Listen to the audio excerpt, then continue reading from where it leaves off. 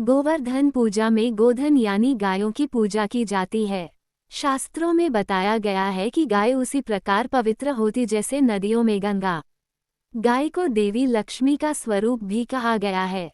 देवी लक्ष्मी जिस प्रकार सुख समृद्धि प्रदान करती हैं, उसी प्रकार गौ-माता भी अपने दूध से स्वास्थ्य रूपी धन प्रदान करती हैं।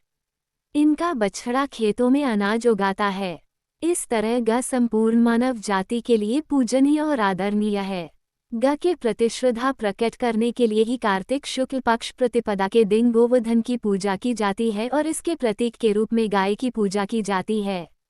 इस दिन गोवर्धन पर्वत की पूजा का भी विधान है। देश विदेश से लोग इस दिन गोवर्धन पर्वत की पूजा के लिए आते हैं। गोवर्धन पूजा कथा। गोवर्धन पूजा के संबंध में एक लोकगाथा प्रचलित है। कथा यह है कि देवराज इंद्र को अभिमान हो गया था। इंद्र का अभिमान चूर करने हेतु भगवान श्री कृष्ण, जो स्वयं लीलाधारी श्री हरि विष्णु के अवतार हैं, ने एक लीला रची। प्रभु की इस लीला में यूं हुआ कि एक दिन उन्होंने देखा कि सभी ब्रजवासी उत्तम पकवान बना रहे हैं और किसी पूजा की तैयारी में जुटे। श्री कृष्ण ने बड़े भोलेपन से मैया यशोदा से प्रश्न किया, मैया, ये आप लोग किनकी पूजा की तैयारी कर रहे हैं? कृष्ण की बातें सुनकर मैया बोली, लल्ला, हम देवराज इंद्र की पूजा के लिए अन्नकूट की तैयारी कर रहे हैं। मैया के ऐसा कहने पर श्री कृष्ण बोले, मैया, हम इंद्र की पूजा क्यों करते हैं?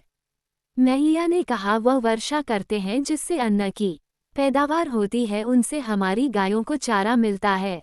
भगवान श्री कृष्ण बोले, हमें तो गोवर्धन पर्वत की पूजा करनी चाहिए क्योंकि हमारी गायें वहीं चरती हैं। इस दृष्टि से गोवर्धन पर्वत ही पूजनीय है और इंद्र तो कभी दर्शन भी नहीं देते, व पूजा न करने पर क्रोधित भी होते हैं, अतः ऐसे अहंकारी की पूजा नहीं करनी चाहिए। लीलाधारी की लीला और माया से सभी ने इंद्र के बदले गोवर्धन पर्वत की पूजा की। देवराज इंद्र ने इसे अपना अपमान समझा और मूसलाधार वर्षा शुरू कर दी। प्रलय के समान वर्षा देखकर सभी ब्रजवासी भगवान कृष्ण को कोसने लगे कि सब इनका कहाँ मानने से हुआ है। तब मुरलीधर ने मुरली कमर में डाली और अपनी कनिष्ठ उंगली पर पूरा गोवर्धन पर्वत उठा लिया और सभी ब्रजवासियों को उसमें अपने गाय और बछड़े समेत शरण लेने के लिए बुलाया। इंद्र कृष्ण की यह लीला देखकर और क्रोधित हुए, फलत वर्षा और तेज हो गई।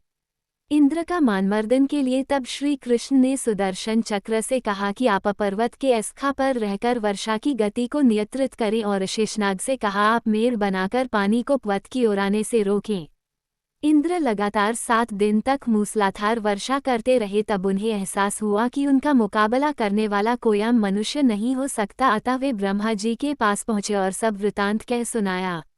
ब्रह्मा जी ने इंद्र से कहा कि आप जिस कृष्ण की बात कर रहे हैं वो भगवान विष्णु के साक्षात अंश हैं और पूर्ण पुरुषोत्तम नारायण हैं।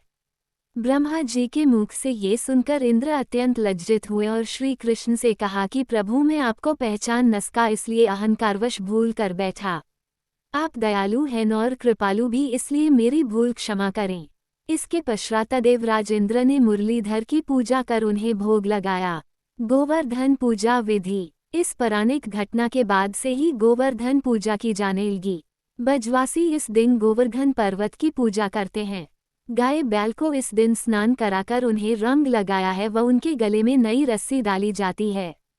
गाय और बैलों को गुड़ और चावल मिलाकर खिलाया जाता है।